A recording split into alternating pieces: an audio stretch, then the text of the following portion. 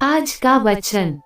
पहला पाठ उत्पत्ति ग्रंथ अध्याय 37 पद संख्या 3 से 4, 12 से 13 और 15 से 28। इसराइल अपने सब दूसरे पुत्रों से यूसुफ को अधिक प्यार करता था, क्योंकि वह उसके बुढ़ापे की संतान था। उसने यूसुफ के लिए एक सुंदर कुर्ता बनवाया था। उसके भाइयों ने देखा कि हमारा पिता हमारे सब भाइयों से यूसुफ को अधिक प्यार करता है, इसलिए वे उससे बैर करने लगे और उससे अच्छी तरह बात भी नहीं करते थे। यूसुफ के भाई अपने पिता की भेड़ बकरियां चराने से खेम गए थे। इसराइल ने यूसुफ से कहा, तुम्हारे भाई सिखेम में भेड़ें चरा रहे हैं, मैं तुमको उनके पास भेजना चाहता हूँ। उसने उसको उत्तर दिया, जो आ गया। एक व्यक्ति ने उसे खेतों में भटकते हुए पाया और उसने उससे पूछा, आप किसे खोज रहे हैं? वह बोला, मैं अपने भाइयों को ढूंढ रहा हूँ, कृपया मुझे बताओ कि वे कहाँ भेड़ें चरा रहे हैं। उस व्यक्ति ने उत्तर दिया, यहाँ से वे आगे बढ़ गए, क्योंकि मैंने उनको ये कहते हुए सुना था कि हम दोतान चलें। यूसुफ अपने भाइयों की खोज में निकला और उसने उनको दोतान में पाया। उन्होंने उसे दूर से आते देखा था और उसके पहुंचने से पहले ही वे उसे मार डालने का षड्यंत्र रचने लगे।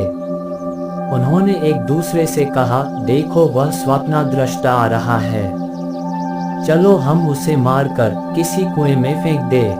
हम ये कहेंगे कि कोई हिंस्र पशु उसे खा गया है, तब हम देखेंगे कि उसके स्वप्न उसके किस काम आते हैं। रूबेन ये सुनकर उसे उनके हाथों से बचाने के उद्देश्य से बोला, हम उसकी हत्या न करें। तब रूबेन ने फिर कहा, तुम उसका रक्त नहीं बहाओ, उसे मरुभूमि के कुएं में फेंक दो, किंतु उस पर हाथ मत लगाओ। वह उसे उनके हाथों से बचाकर पिता के पास पहुंचा देना चाहता था। इसलिए ज्यों ही यूसुफ अपने भाइयों के पास पहुंचा, उन्होंने उसका सुंदर कुर्ता उतारा और उसे पकड़कर कुएं में फेंक दिया। कुआं सूखा हुआ था, उसमें पानी नहीं था। इसके बाद वे बैठकर भोजन करने लगे। उन्होंने आंखें ऊपर उठाकर देखा कि इस्माइलियों का एक कारवां गिल से आ रहा है। वे ऊंटों पर गोद, बलसों और गंधरस लादे मिस्र देश जा रहे थे। तब यूदा ने अपने भाइयों से कहा, अपने भाई को मारने और उसका रक्त छिपाने से हमें क्या लाभ होगा? आओ हम उसे इस्माइलियों के हाथ बेच दें और उस पर हाथ नहीं लगाएं, क्योंकि वह तो हमारा भाई और हमारा रक्त संबंधी है।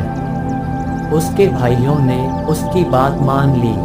उस समय मिद्यानी व्यापारी उधर से निकले।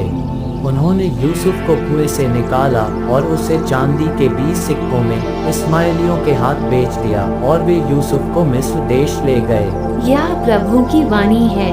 सुसमाचार संत मत्ती अध्याय 21 पद संख्या 33 से 43 और 45 से 46। एक दूसरा दृष्टांत सुनो। किसी भूमिधर ने दाख की बारी लगवाई, उसके चारों ओर घेरा बनवाया, उसमें रस का कुंड खुदवाया और पक्का मचान बनवाया। तब उसे असामियों को पट्टे पर देकर वह परदेश चला गया। फसल का समय आने पर उसने फसल का हिस्सा वसूल करने के लिए असामियों के पास अपने नौकरों को भेजा, किंतु असामियों ने उसके नौकरों को पकड़कर उनमें से किसी को मारा पीटा, किसी की हत्या कर दी और किसी को पत्थरों से मार डाला। इसके बाद उसने पहले से अधिक नौकरों को भेजा और असामियों ने उनके साथ भी वैसा ही किया। अंत में उसने ये सोचकर अपने पुत्र को उनके पास भेजा कि वे मेरे पुत्र का आदर करेंगे, किंतु पुत्र को देखकर असामियों ने एक दूसरे से कहा, ये तो उत्तराधिकारी है, चलो हम इसे मार डालें और इसकी विरासत पर कब्जा कर लें। उन्होंने उसे पकड़ लिया और दाखबारी से बाहर निकालकर मार डाला। जब दाखबारी का स्वामी लौटेगा तो वह उन असामियों का क्या करेगा? उन्होंने ईसा से कहा, वह उन दुष्टों का सर्वनाश करेगा और अपनी दाखबारी का पट्टा दूसरे असामियों को देगा, जो समय पर फसल का हिस्सा देते रहेंगे। ईसा ने उनसे कहा, क्या तुम लोगों ने धर्म ग्रंथ में कभी यह नहीं पढ़ा? कारीगरों ने जिस पत्थर को बेकार समझकर निकाल दिया था, वही कोने का पत्थर बन गया है। ये प्रभु का कार्य है, ये हमारी दृष्टि में अपूर्व है। इसलिए मैं तुम लोगों से कहता हूँ, स्वर्ग का राज्य तुमसे ले लिया जाएगा और ऐसे राष्ट्रों को दिया जाएगा जो इसका उचित फल उत्पन्न करेगा। महायाजक और फरीसी उनके दृष्टांत सुनकर समझ गए कि वह हमारे विषय में कह रहे हैं। वे उन्हें गिरफ्तार करना चाहते थे, किंतु वे जनता से डरते थे क्योंकि वह ईसा को नबी मानती थी। यह प्रभु का पवित्र सुसमाचार है। आमीन। आज का चिंतन, योसेफ का जीवन और यीशु की तकदीर ईश्वरीय दयालुता के परिचायक है, अर्थात ईश्वरीय योजना हमारे अस्तित्व के परे है। कभी कभी हमें इसकी हल्की सी झलक मिल जाती है, तो कभी प्रार्थनाओं में इसकी चेतना हो जाती है, पर इतना तो निश्चित है कि हम सभी इस योजना के द्वारा निर्देशित किए जाते हैं और इसी ईश्वरीय योजना के बारे बार बार यीशु चर्चा करते हैं। आरंभिक कलीसिया भी इसी योजना को यीशु में पूर्ण होने का दावा करती थी।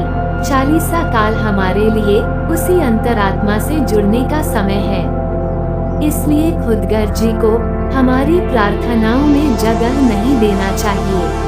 ये 40 काल हमें पुनः ईश्वर द्वारा दी गई योजना को पहचानने का समय है, जहां हम उनकी दयालुता की ओर फिर से उन्मुख होते हैं।